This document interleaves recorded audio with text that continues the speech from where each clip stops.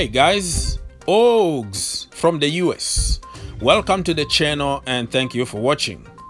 In this video, we are going to discuss about the goalkeeping situation at Chelsea Football Club and the new name that everybody is talking about.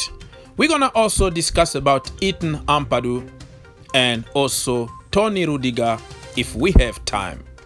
But before anything, please don't forget to subscribe to the channel, like the video, comment down below, put on the bell notification so you will be the first to know when a new video is posted.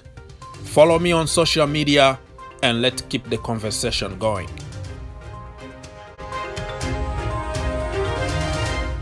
Let's start by talking about the goalkeeping situation at Chelsea Football Club. Everybody knows that we have nobody in the goal. Kepa Arrizabalaga is a donkey. Willy Caballero is okay, but he's not a Chelsea level, and we are looking for goalkeepers. Everybody knows about our target, and some of them are very difficult and almost impossible to get. Some of them are easy to get, but they are not really the level and the quality that Chelsea Football Club are looking for. So it's still complicated. The only easy target is Andre Onana from Ajax because he's ready and waiting. But it looks like Frank Lampard and the scouting department are not really convinced about Andre Onana. That is another topic for another day. So in this video, we are going to discuss about one particular goalkeeper who played against Man United. His name is CarlJohan Johnson from Copenhagen. Wow, what a goalkeeper. 30 years old and he was immense. If he wasn't in that goal, I think Man United were going to score maybe 10-0 or something like that. He pretty much kept them in the game. And God knows if Kepa Arrizabalaga was in that goal, oh my gosh, it was going to be a rain of goals and fanboys were going to blame the defense. So he pretty much saved the defense, saved his team. Unfortunately, Man United, you know what they do, right? Penalties. They got a penalty, they scored. But that goalkeeper was immense. So I've seen so many Chelsea fans on social media asking for Chelsea to sign Mr. Johnson. But I have a different view from everybody else. Yes, he was good. Yes, he is immense and will improve us because he is 100 times better than Kepa Arrizabalaga and Willy Caballero. But let me remind you that certain goalkeepers show up only against big teams. He knew that he was playing against Man United and the whole world watching. So it could be one of a kind, you know, one of those games that you only perform once in your lifetime. You know what I mean? So I know that I watched some statistics and, you know, kind of watched his videos here and there, but everybody can look good on YouTube. So I'm not gonna get carried away just because he had a XXL performance. I'm gonna have to pass on this one because you need consistency in order to confirm yourself. We learned a lesson today. We learned a lesson that it's not always the defense fault. It could be also the goalkeeper is not good enough. We saw what Jan Oblak did against Liverpool. Wow, that's why you pay the money for a world-class goalkeeper. For Kepa Arrizabalaga fanboys, it looks like Kepa is not even allowed to touch a ball. If you are a fanboy, you don't use context, you don't use common sense, and you're gonna look for some stupid excuses to save your boy. and I don't have to repeat myself. Yeah, I would take anybody right now, including Loris Karius from Liverpool, to replace Kepa Arrizabalaga. You know that I'm exaggerating just for the sake of the argument, right? So, for me, if we have to go for Johnson, he needs to be the number 2. And I'll tell you why. First of all, I don't like short goalkeepers. I'm not a fan of short goalkeeper.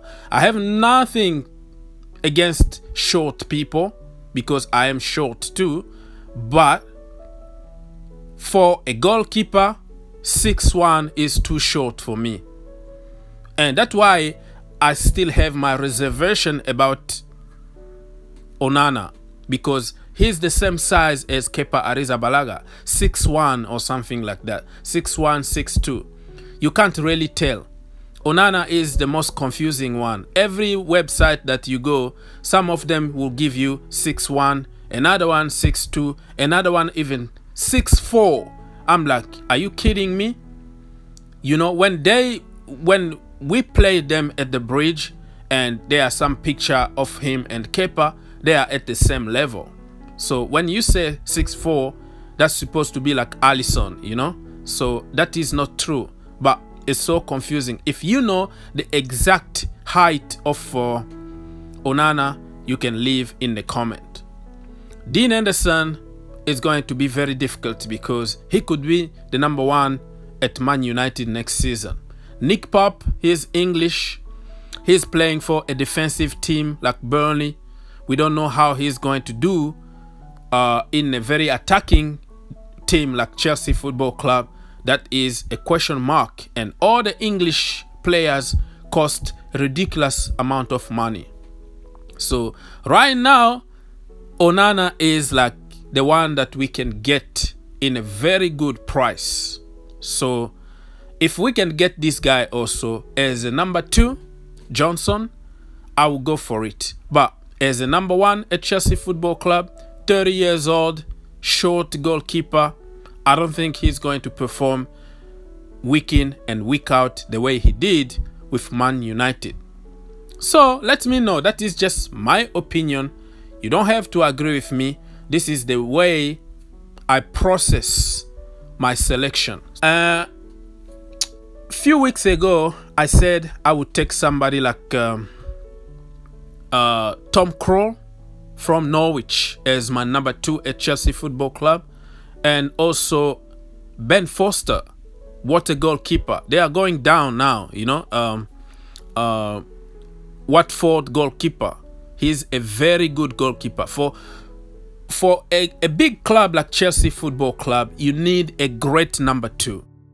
So let me know in the comment down below if you would like to see Carl Johnson at Chelsea Football Club. My topic number 2 for this video is about Ethan Ampadu. Ethan Ampadu been linked with Fulham and also Norwich. All good clubs. He's going to have plenty of playing time. I was sick and tired seeing him sitting on the bench at Leipzig because he doesn't deserve to be on the bench. So this time we can't make the same mistake. If we're gonna loan Ethan Ampadu to a team, we need to put in the contract that he needs to play a certain amount of, you know, games. Otherwise, you are going to pay us this kind of, you know, an extra money or whatever it is, or we have the right to recall him anytime during the year if you don't play him a certain amount of games. But this time, I think Ethan Ampadu is ready. I will keep him at Chelsea Football Club because we need somebody in that midfield. N'Golo Kante is injury prone. Jorginho, not physical. He's going to be, you know, maybe on the bench. Nobody is going to buy him as Mauricio Sarri was sacked. Now we are stuck with Mr. Jorginho in the team. But I would prefer to have Ethan Ampadu with his physicality and his progressive passes than have somebody who slow the game backward, sideways like Jorginho. So I will keep him, man. Look at Billy Gilmore. Billy Gilmore is injured. He will be out for at least 4 months. That means he won't be able to start the Premier League with us. So we need somebody in that midfield. And because he's versatile, he can play as a centre-back too, is a good dude to have. So I will keep him at the club and I will give him a lot of games. If he stayed with us last season, he was going to play a lot of games than sitting on the bench at Leipzig. That is just my opinion. Tony Rudiger being linked with Liverpool, and I don't think that is serious, but let's entertain the idea of Rudiger moving somewhere else. I don't have any problem as long as we bring somebody better than Tony Rudiger. We all know that Tony Rudiger got a lot of mistakes on him, but if he plays with a good defender like Van Dijk, Ramos or John Terry, he's going to improve a lot. We've seen it at Liverpool. At Liverpool, we saw when Van Dijk came, he immediately improved Joel Matip. He became a solid defender because of Van Dijk. So I believe that if he plays with somebody, he's going to improve. Just like anybody in that defense. We are just missing a leader in that defense. So whatever happened, I'm not going to regret for losing Tony Rudiger or anybody. But I would like to have somebody who is going to be better than Tony Rudiger. Thank you so much for watching. Leave your comment. Don't forget to subscribe to the channel. And also click that bell notification so you know every time I post a video. You will be the first one to know that the video is up. Think outside the box. Be cool like N'Golo Kante, and see you in the next one. Flying high in the sky, the bloody flag flying high. Stand for Ridge to Germany.